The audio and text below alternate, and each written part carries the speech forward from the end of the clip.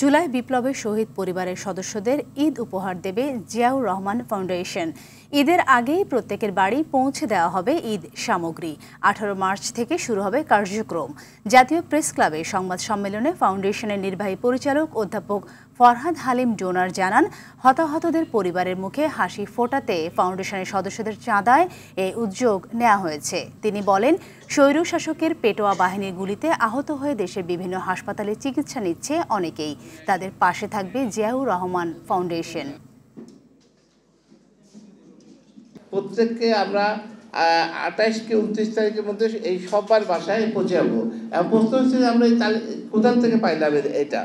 আমাদের যে গেজেট, সরকারি যে গেজেট হয়েছে 850 জনের, সেই গেজেটকে আমরা এখন হিসাবে আনতেছি। সেই গেজেটকে ধরেই আমরা সবার বাসায় যাচ্ছি। আমাদের টিমরা ইতিমধ্যে প্রায় ম্যাক্সিমাম লোকের বাসায় কথা বলে ফেলাইছে, তাদের ঠিকানা পাইল।